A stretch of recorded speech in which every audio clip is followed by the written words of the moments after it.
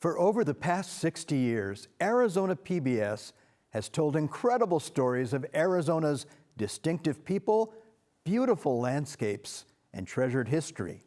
Now relive those memories we've pulled from the vault. Hello, I'm Alberto Rios.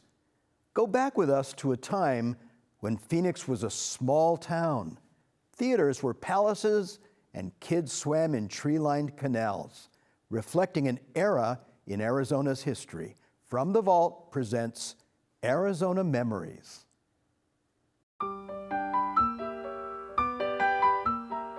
In the first half of this century, as we grew up, so did a city in central Arizona. It's hard to believe Phoenix was once a small town of 40,000 people. Everything you needed was right downtown. Nearly everywhere else was farmland or desert. We didn't have air conditioning, but we learned to stay cool. And every day was an opportunity for fun. Dancing to the big bands on Saturday night. Holding hands in a theater that seemed like a palace. Believing in heroes and sharing dreams of becoming a star. These are the good times we love to remember. And no matter where you grew up, chances are you remember them too. Yes, a lot has changed over the years, but not our Arizona memories.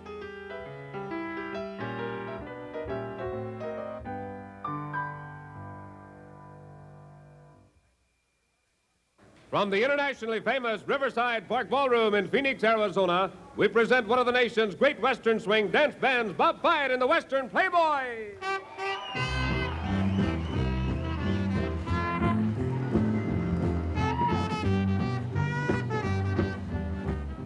Saturday night at Riverside Ballroom was always packed. They had a marvelous dance floor. They had a great band all the time playing, and we were a dancing era. That was a big part of our life, was dancing.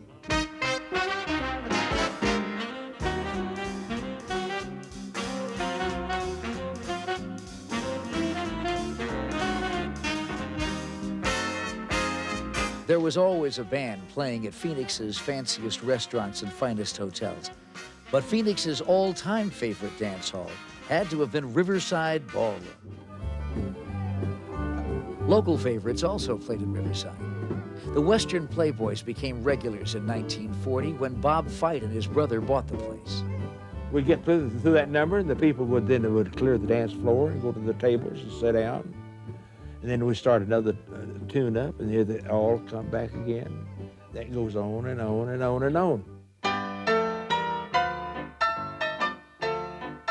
To get to the ballroom, you went south on Central Avenue, out past the edge of town, almost to the Salt River. Riverside's open-air dance pavilion was built around 1914.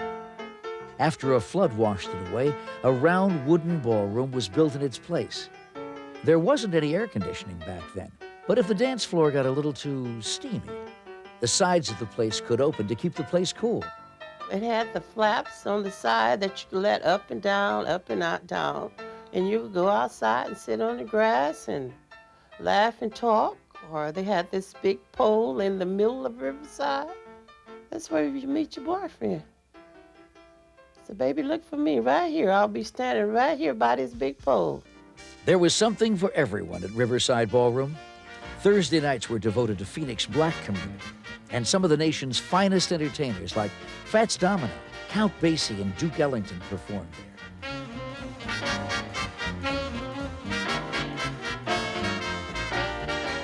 On Fridays, it was collegiate night. The bar served soft drinks, and the place was overrun with kids from high school and junior college. But Saturday at Riverside was a slightly different story. Saturday night was kind of a night that you stayed away. That was kind of a, well, I remember the Russians from Glendale used to come there on a Saturday night, and they would fight with the local boys. And it just to be Saturday night was fight night. Friday night was collegiate night. More often than not, fights at Riverside were over a girl. But they always came to a speedy conclusion when police took the would-be boxers to a makeshift ring behind the ballroom. They'd take the old boys, they says, okay, strip your pockets. And the cops would do this themselves. And they take them in there and strip the pocket. If they had a pocket knife or anything, they'd take it away from them, see? Put them there and say, now, see which one's the best man. They went in there, they hit 3, 4 licks, you know, one of them maybe bloody the other one's nose, you know. He jump up. He says, man. He said, you're a better man than I am, so let's go have a beer.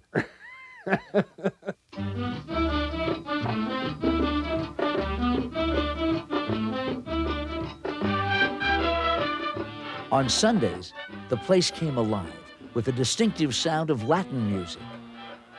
The Mexican people, the Hispanics, it was their night. They had a place to go, and they went there every Sunday. It was like a big family, like everybody knew everybody else, and it was just mucho gusto to be there. Local promoter Carlos Morales brought some of the world's most famous Latin bands to Riverside. But the usual favorite on Sunday nights was Pete Bugarin and his orchestra.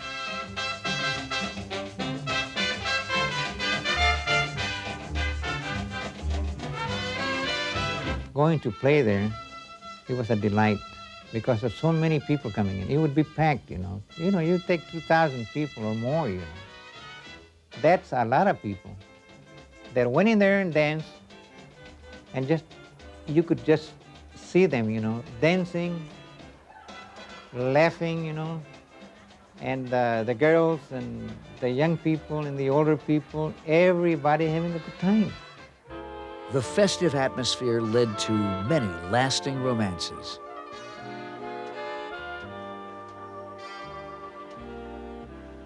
A lot of people have come to me and said, I proposed to my wife at the Riverside. And we played on the average of 2, 3, 4 weddings every week.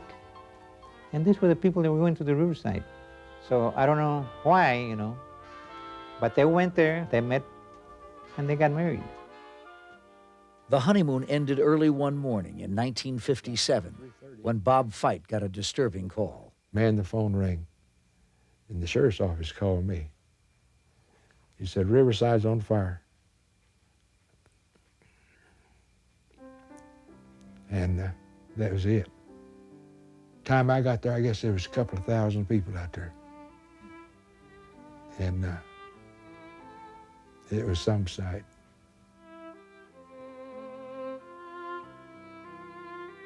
The ballroom was a total loss. But within a year, the Fites opened a smaller, more modern dance hall on the same site. And while Riverside lived on well into the 80s, presenting every kind of music, we remember the big band sound and a full dance floor on a hot Saturday night.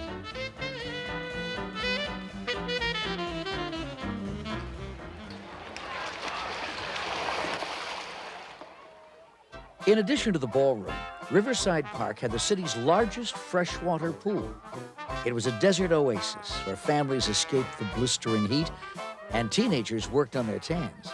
It was extremely popular for a variety of reasons. It had the coldest water you could ever imagine. It was breathtaking. And it was a huge swimming pool. Beautiful picnic area all around it. Of course, there were other ways to beat the heat on a scorching summer day in Phoenix. Before the 1950s, air conditioning was a rare luxury, and hardly anyone had a backyard pool. So kids turned to ice cream cones, the garden hose, or a dip in the local canal. Oh, well, that was our own, we thought it was our own private pool. We had no fear of the canals. That's where we had our recreation. We had to be very careful because there was always dead cows and stuff floating down it. But we'd use any kind of water to swim in.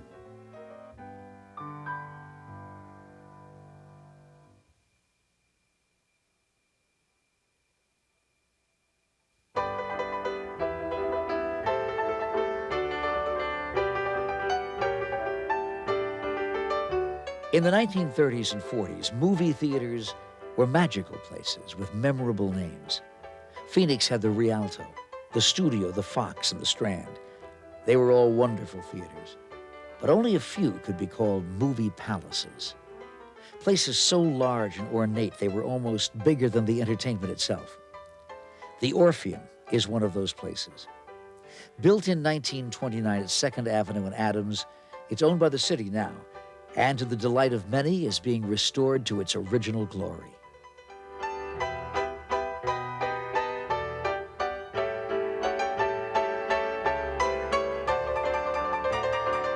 Orpheum Theater, you bet. You bet I remember the Orpheum Theater. That was probably the best looking theater. It was like an opera house.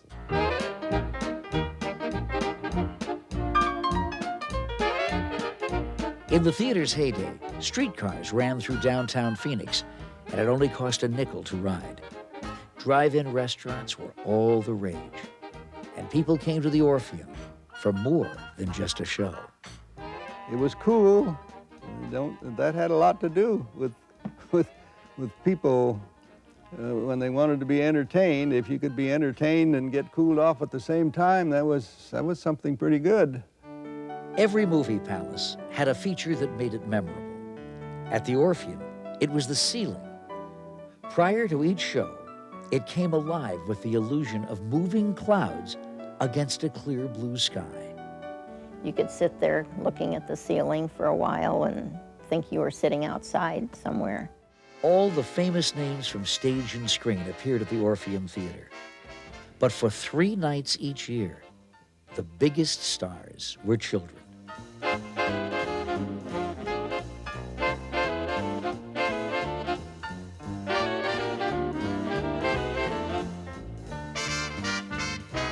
In the 30s and 40s, hundreds of Phoenix school children took dance lessons from local instructor Gene Bump. Then each spring, they showcased their talents on the Orpheum stage. My first recollection of the Orpheum Theater was the night that my parents took me to see a Gene Bump review. And I remember my father saying to me, "Would you like to do that, Marie?" And I was, oh yes. 4-year-old Marie Getty began taking lessons right away, and within a year appeared in her first big review.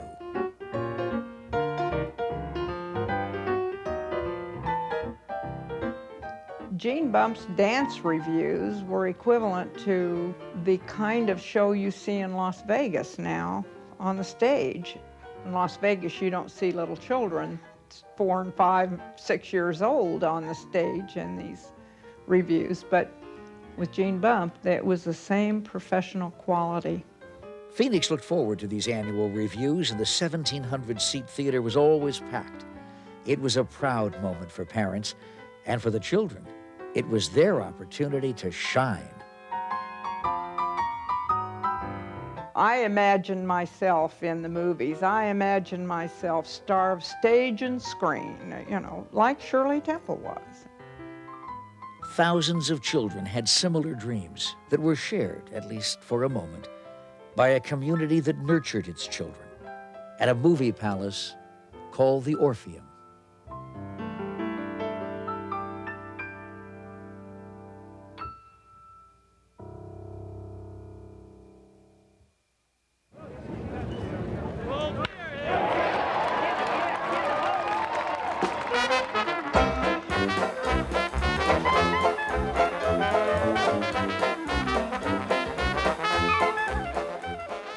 In the 1940s, amateur women's softball was nearly as popular as the Phoenix Suns are today.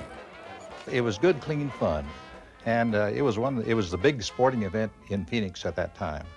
So, gosh, what else do you do but go to see a good softball game? If we had a choice between seeing a good girls' softball game and a men's game, we'd always go to the girls' game. Sure, it was more action. It was a fast game, real fast.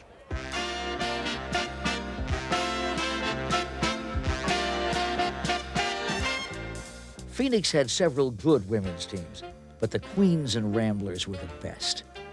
Their games often took place at the Phoenix Softball Park, which was located at 17th Avenue and Roosevelt. It was a terrific place to see an exciting style of play at a very reasonable price. I think it only cost them $0.25, so a whole family could go for $1. It was a place that people brought their families. Mother and Dad and the kids and everybody came. A game between the Ramblers and Queens was always quite a battle, and the fans loved it. You either were a Rambler fan or you were a Queen fan, and there was no in between. I mean, they sat on their side and ours sat on our side, but it was as intense with the fans as it was with the players.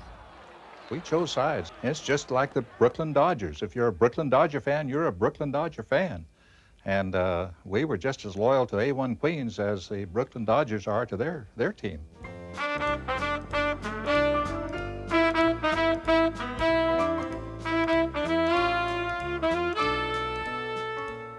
The fans all had their favorite players. One of them was a young woman named Rose, who would later become Arizona's governor. I came down here in '39 and played for the Arizona Cantaloupe Queens. And the reason we were called that, we were sponsored by the cantaloupe growers. And at that time, Phoenix was big into cantaloupe. Mofford was with the team for a year and had her own ideas about what made the women so popular. To see these girls perform, not maybe to an equal, but almost an equal to a man that can hurl a ball as fast. And also, they're colorful on the field. There's some awfully pretty ball players. The Queens and Ramblers had some of the best athletes in the world. They ran fast, they threw hard, and they always played to win. The Queens and Ramblers probably had the biggest rivalry of any two teams in the world that I know of. You came to play. I mean, they gave you everything you wanted. I mean, it was dog eat dog, especially Dottie.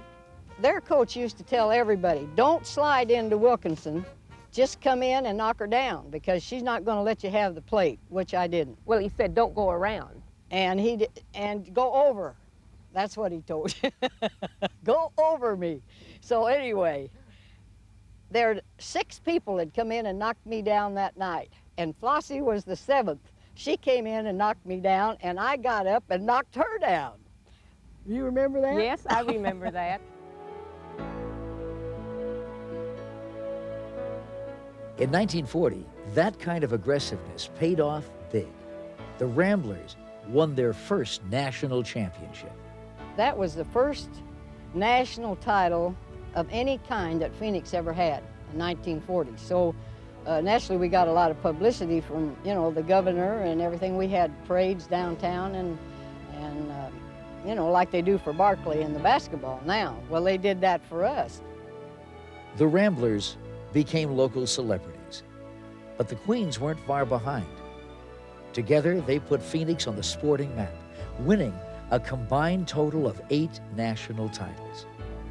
And this town's passion for sports can arguably be traced to these women softball players who loved the game, and their fans who loved it right along with them.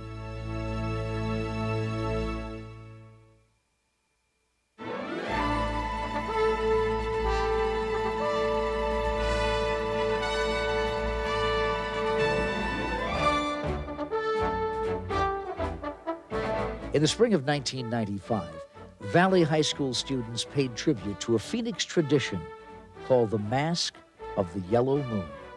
For all of the young performers, it was an exciting new experience. But for most of the people who bought tickets, this was a nostalgic trip down memory lane. Oh, the mask of the yellow moon.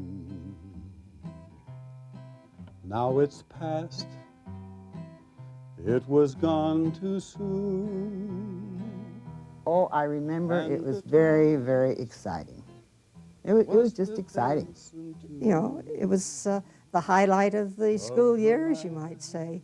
Might have even been the highlight of, one of the highlights of early Phoenix. Every spring, for nearly 30 years, the big event in Phoenix was the Mask of the Yellow Moon. You might say it was the Super Bowl halftime show of its day. People from all over the state would pour into Phoenix Union High School's Montgomery Stadium to witness what may best be described as an outdoor extravaganza. It was just the thing that the community always went to see. But of course, we didn't have much other entertainment. We had whatever entertainment we had, we made ourselves. in those days. We didn't have television. The Mask of the Yellow Moon gets its unusual name from an Indian legend about the yellow moon of springtime. It first made headlines in 1926 when Phoenix had fewer than 50,000 people. By the mid-1930s, critics were calling it one of the most outstanding theatrical events in America, comparing it to New Orleans' Mardi Gras and Pasadena's Tournament of Roses.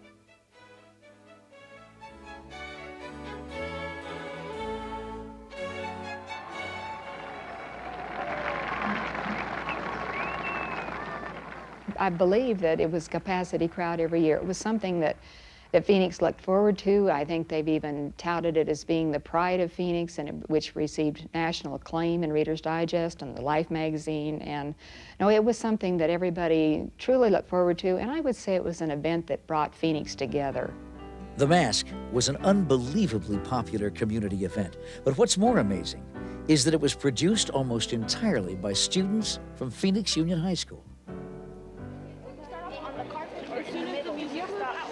The speech department, the drama department, the girls' athletic department, the military, ROTC at that time, all had their own definite spots in the show, and they would rehearse for many, many weeks. Eventually, 5 Phoenix high schools and Phoenix College would participate. Carver High, the all-black high school, was finally invited to join the show in 1949. Miss Betty Fairfax, our PE teacher, man, I mean, she would practice us in the morning, in the evening. I mean, when we left the field out there, we were tired, but we had to get it. We had to, and we did. And we felt so proud of ourselves. The Mask of the Yellow Moon, yes. The home economics classes cut out the costumes according to our measurements and gave them to us in cut-out pieces with instructions how to put them together. Every year, the Mask of the Yellow Moon showcased hundreds of costumes in dozens of styles. Beautiful costumes for 3,000 students. You didn't just throw those together. It took a long time and a lot of preparation to put this beautiful pageant on. Cordelia Perkins is the person who made the Mask of the Yellow Moon an unbelievably spectacular event. As its director for 21 years, she designed both the costumes and the enormous sets that stretched across the stage. She also decided what the theme of the mask would be. It was different each year, but usually related to the history and heritage of the Southwest. The highlight of every mask came halfway through the performance, when the Queen was escorted to her throne. I remember the crowning well. Catherine Cronin Kunze was Queen of the Mask in 1927. I felt it was a great honor, and I don't think I ever really got used to the fact that I was there. And it was I who was being crowned, and it was wonderful. Well, you know, it was almost that you just could hardly believe it was happening. It was just like you a queen for a day, and you just thought how fortunate and how lucky I am to be doing this. For 3 decades, the Mask of the Yellow Moon had been a Phoenix tradition, interrupted only briefly during the war. But in 1955, the curtain came down for the very last time. Its demise is partially due to the retirement of Cordelia Perkins and a growing student population that made it too expensive and time-consuming to produce. Besides, Phoenix was well on its way from small town to big city, and like many of its traditions, the Mask of the Yellow Moon was simply lost amid the change. But what's gone isn't necessarily forgotten. Like the Mask of the Yellow Moon, we'll always remember the Orpheum Theater and those special moments when a child could be a star. The crack of the bat and the cheer of the crowd will always remind us of the women who became our heroes. And we'll never forget how it felt when we danced cheek to cheek on that big dance floor, or swam in the icy waters at Riverside Park. Those feelings will stay in our hearts forever. They're the feelings we get from our Arizona memories.